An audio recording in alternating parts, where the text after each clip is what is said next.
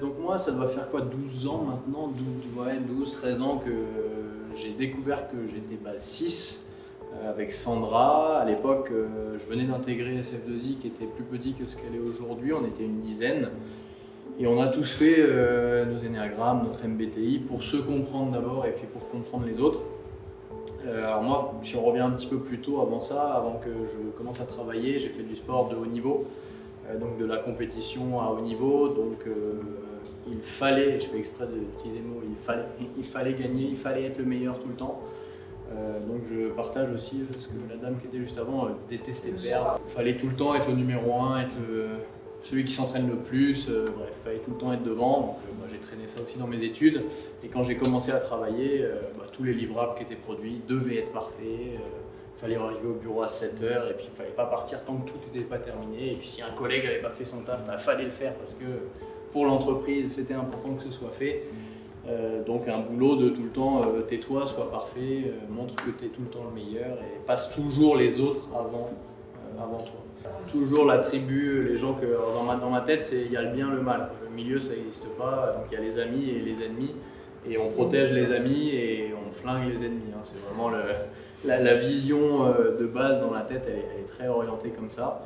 Avec toutes les limites que ça apporte, du coup je me passe jamais en premier, donc mes bonheurs deviennent ceux des autres, hein, parce que quand je vois les autres qui ont du bonheur, du coup je suis content, puisque c'est mon collectif et comme lui il est content, alors moi je suis content. Je suis capable d'aller faire une activité que je déteste si elle est avec des personnes que j'adore, à la différence de mon associé Seth qui ne va jamais faire un truc qu'il déteste. Donc ça c'est le mois d'avant, avec toutes les limitations que ça a et que j'ai pris conscience assez jeune, puisqu'à l'époque je devais avoir 25 ans. Du coup de le prendre tôt, ça permet de comprendre comment on est, de comprendre les forces et de comprendre les points limitants. Un truc qui est important, alors je sais pas si c'est... je mélange un peu MBTI et Énéagramme des fois, mais pareil niveau émotion, ça n'existe pas. Les émotions, c'est complètement à côté, donc il n'y a jamais une décision qui va être prise sur base d'une émotion. Et puis quand il faut les réactiver, pareil, je les réactive.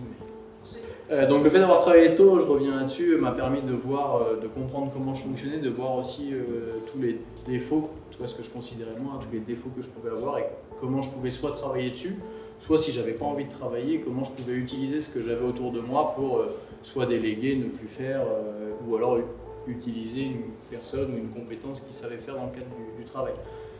Le fait d'avoir un associé 7, au début, on aurait pu dire qu'on aurait pu se taper dessus très fort, hein, parce qu'il n'aime pas le cadre, j'adore le cadre. Il va trop vite sur des sujets où il a 0,1% de l'information et il m'en fallait 112 avant de commencer à faire quelque chose. Donc plutôt à l'opposé et à se taper dessus, on a pris les complémentarités de chacun.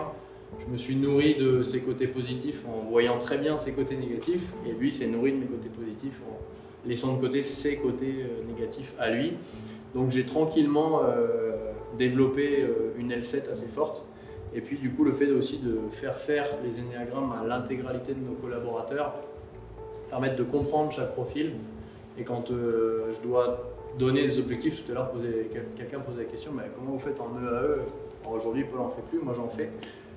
Du coup, je vais savoir comment orienter un objectif en fonction de la personne que j'ai en face. Là où avant, profil 6, voilà, c'est ça. Et puis tout le monde aurait eu le même type d'objectif que personne n'aurait compris, puisque j'étais le seul 6 à l'époque dans la société, donc ça aurait été catastrophique de le faire comme ça. Donc aujourd'hui, j'embauche pas de 6, parce qu'ils sont durs, ils sont très très durs. On en a très peu chez nous parce que c'est énormément de liberté, il y a zéro règle, il y a zéro process, on va détester un 6.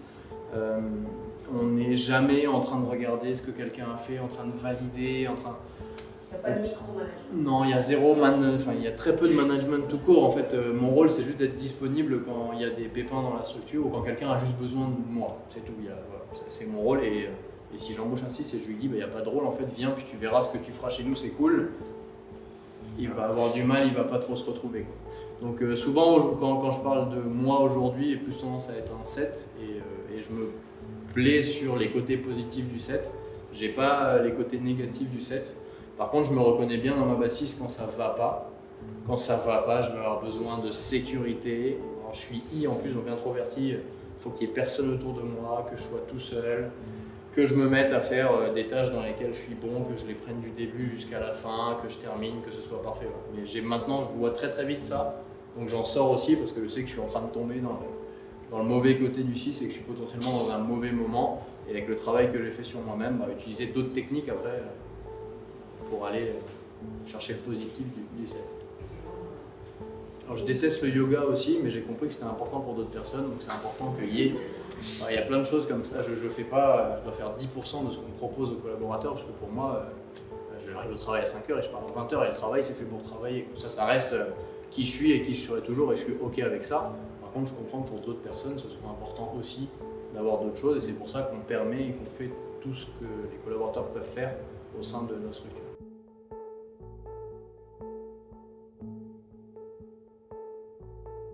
C'est un peu des deux. J'ai plus le côté, avant dans ma tête, il n'y avait que, dans le côté collectif du 6, il n'y a que ses amis. Les autres, c'est des ennemis, il faut leur casser les genoux.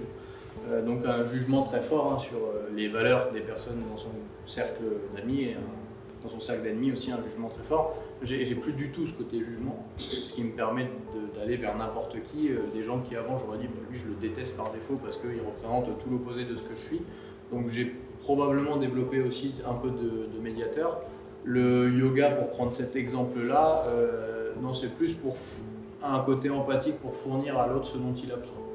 Et n'importe quelle autre chose que le yoga, mais moi j'en ai pas besoin, mais aujourd'hui je comprends que des personnes en ont besoin, sans forcément qu'elles aient elles besoin de le dire. Et c'est comme ça qu'on active pas mal de choses pour les collaborateurs au sein de l'entreprise. On arrive, alors quand on dit on le sent, des fois c'est aussi grâce à des personnes clés qu'on a mis aux bons endroits pour nous remonter ces informations-là. Mais on le détecte avant que ce soit remonté pour mettre en place ces éléments-là.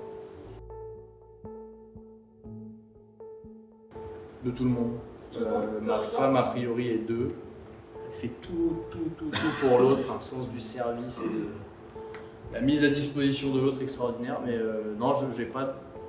Dans le professionnel, j'ai du mal avec les 9 et les 4. Et c'est ceux que j'ai le plus nombreux, donc je délègue aussi beaucoup.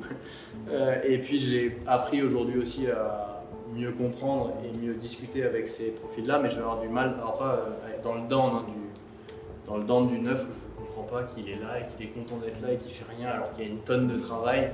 Mon moi naturel, ça va être d'arriver, de lui mettre 2 claques, de dire ah, maintenant tu bosses.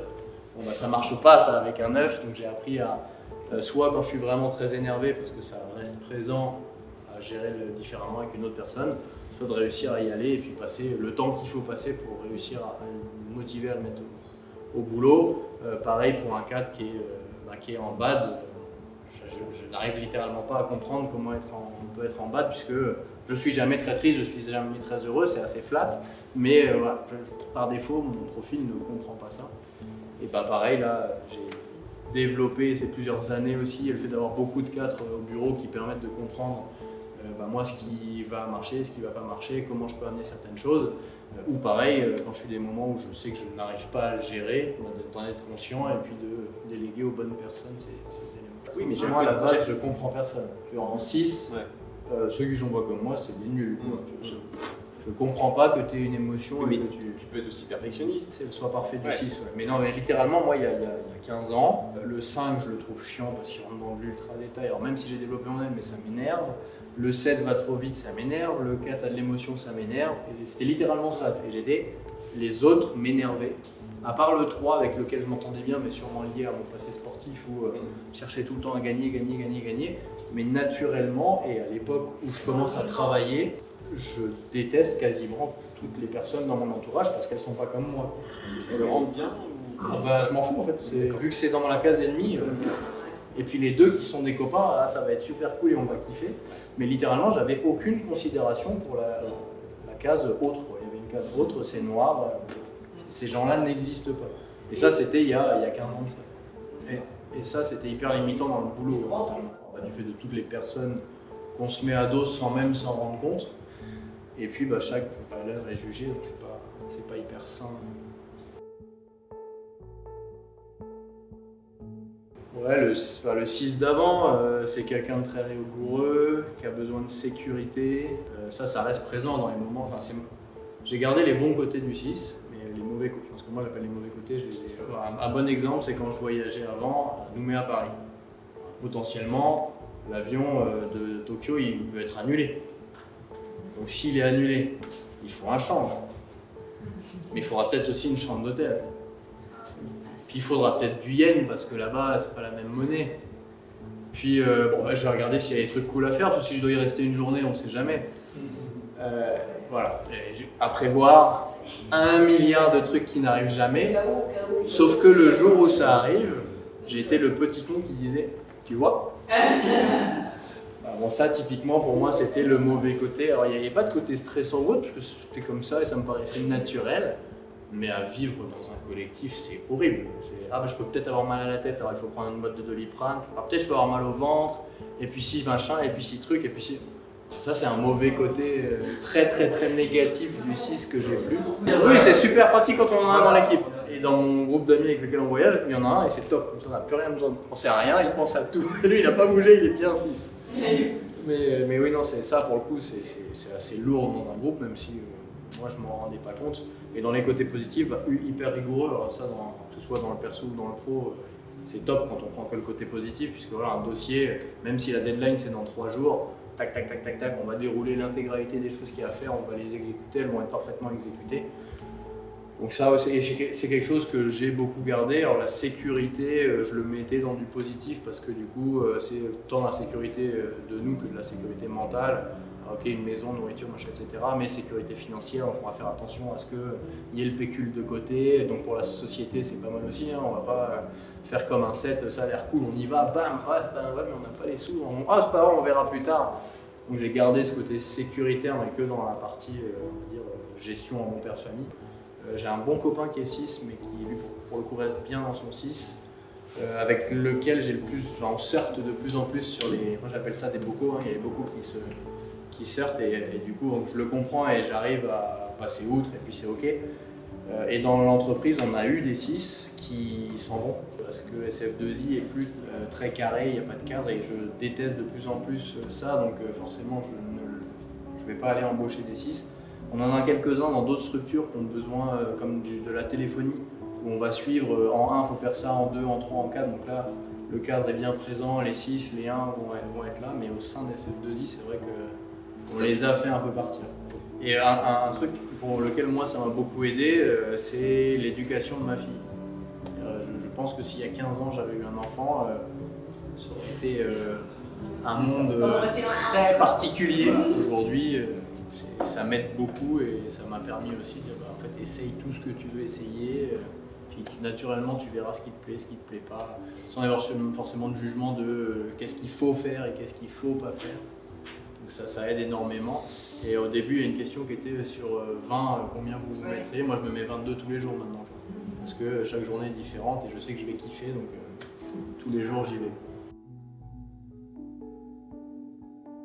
Alors j'anticipe plus. J'anticipe plus rien. On a même ça pour le coup c'est cool parce que je sais que je vais pouvoir traiter peu importe le problème qui arrive. Le fait d'avoir anticipé pendant des années, avant je regardais s'il y avait un extincteur, si machin, si truc, si le truc. Aujourd'hui comme horrible. Mais quand j'ai visité pour le premier appart que j'ai acheté, j'étais avec mon petit papier, puis il manque ça, donc en sécurité c'est ceci. Et puis j'étais avec mon petit mètre parce que les marches elles doivent faire 66,3 et ah mais non c'est 67, clac, clac, clac. Et à la fin je faisais mon rapport à l'agent immobilier, je dis mais comment vous pouvez vendre une merde comme ça? Voilà, c'était les défauts vraiment trop forts du côté 6 quoi.